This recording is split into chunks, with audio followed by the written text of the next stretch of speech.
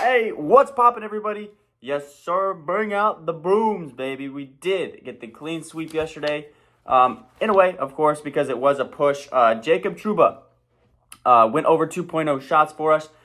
Steven Stamkos had the massive bounce back game that everybody, well, I mean, and probably not everybody, but I was anticipating him to have. He had a 4-shot, 2-score game. Fantastic game from Steven. I posted on my Instagram yesterday. I was watching the game. He had a zinger from like way outside of the key, and he just absolutely delivered for the Tampa Bay Lightning to send them to their third straight Stanley Cup final versus the Colorado Avalanche.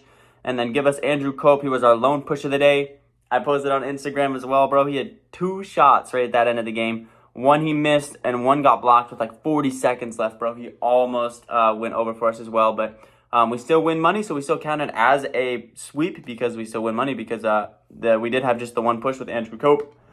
With that being said, guys, I wanted to mention this to you guys because I don't think a lot of people really realize this with Underdog. Underdog has like game-by-game fantasy drafts. So like when you guys open up the app, it takes you to drafts initially, right? And then most people just flip over to pick them.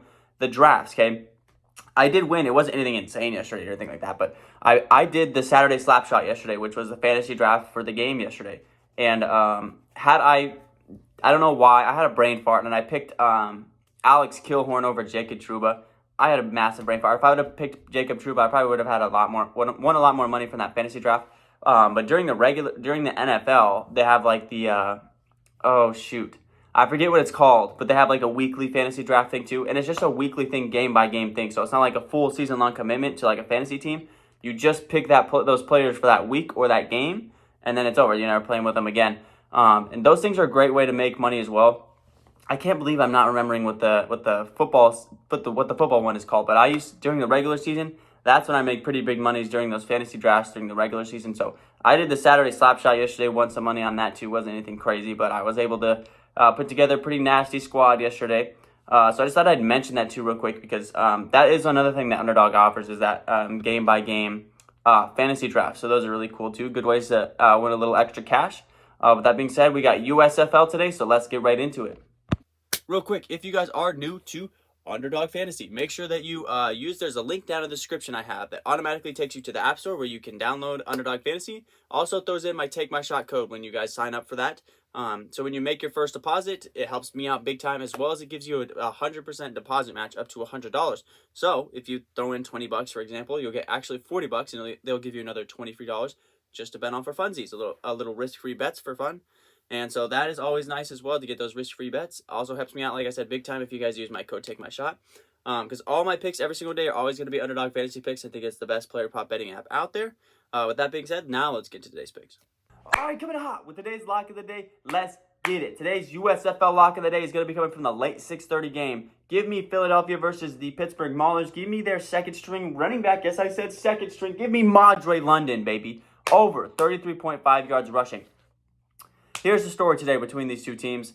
The Philadelphia Stars are the worst rush defense in the league. They allow 153 yards rushing a game. They're taking on the Pittsburgh Maulers, who are the second worst rushing offense in the league. They only average 93 a game. Something's got to give there. Most of the time, it's going to be the defense, especially if they're allowing 150 yards a game.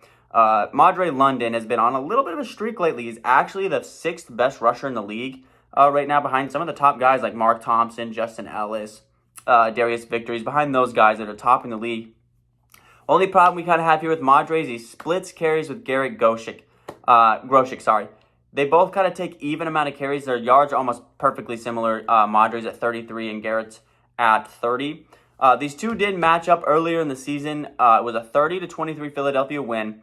Garrett Groshek had the bigger game. He had 18 carries for 77 yards, but Madre had 10 carries for 46 yards. So not anything crazy, but it does get him over. And actually, I was pulling through their recent games. Madre's been getting more carries recently than Garrett. And Madre's also been having the bigger games than Garrett.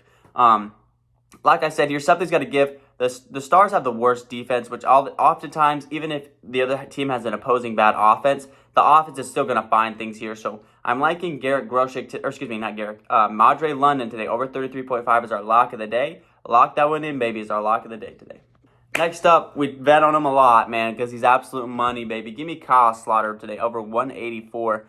The Bandits' pass defense gives up about 170 yards a game, and the New Orleans average about 219 pass yards a game offensively.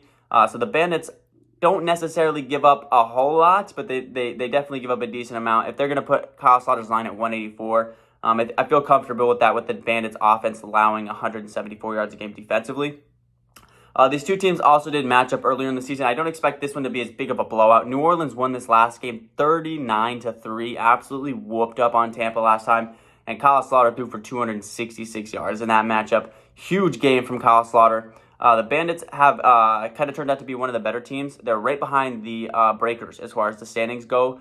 They're 4-3, or 4-5, or 4-4, 5-4, 5-4, and New Orleans is 5-3. They're right there with each other on the standings. So this is a big game for both teams as the playoff push is coming to an end here. I'm expecting Kyle Slaughter to definitely go over in this game because I expect it to be a lot more competitive than last time. So both offenses will be firing away here. So give me Kyle Slaughter over 184.5. I know we bet on him a lot this year, but he's just a guy that's been muddy. He's definitely been way better than his competition. He's shown that he's definitely maybe not an NFL caliber quarterback, but a guy that could definitely make an NFL roster for sure. All right, and our last play of the day is actually going to be an under. Give me Devin Gray under 40.5 yards receiving.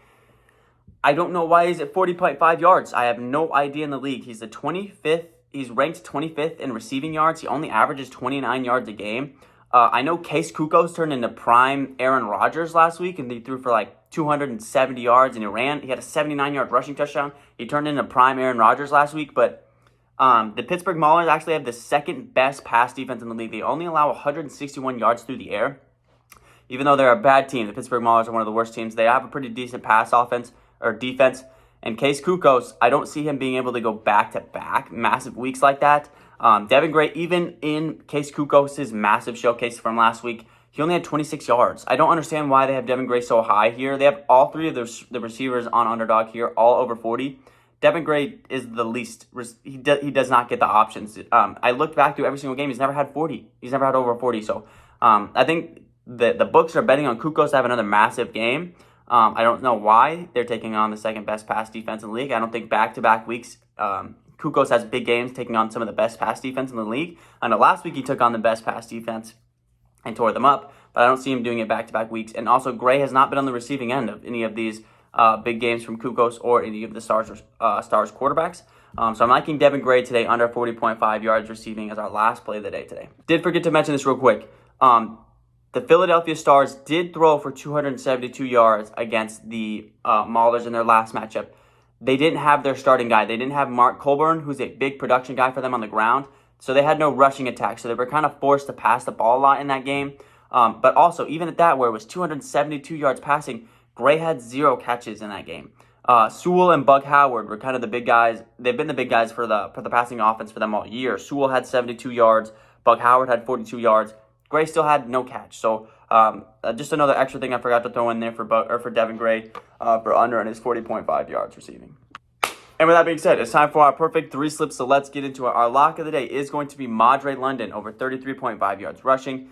Then give us Kyle Slaughter, the old reliable, over 184.5 yards passing. And give me Devin Gray under 40.5 yards receiving to lock out our rushing, passing, and receiving perfect 3 slip today. Got all 3 aspects of the offense today. All right, boys, we are dwindling down on the seasons here. We have got the championship for the NBA all the way into Game 6 now, and our Stanley Cup will start on Wednesday, if I'm not mistaken. USFL is winding down its season. I think we got like 1 more week after this one left. And then we'll have a little hole here. I did throw out my first MLB slip on Instagram yesterday with 3-2. Wasn't bad. Definitely had some good plays there. Have had some bad ones as well, but I'm practicing on the side here for the MLB because once the NBA and the NHL and the USFL is over, I'm not going to stop the channel. I feel like that'd be a bad idea for me to just end it there and just wait for NBA and NFL to start back up. I don't want to lose any traction or anything there. So I'm going to try to get into the MLB. I've been practicing on the side, so I'll try my best. But with that being said, guys, we got our last couple of USFL games here, and I'll catch you guys tomorrow. Peace.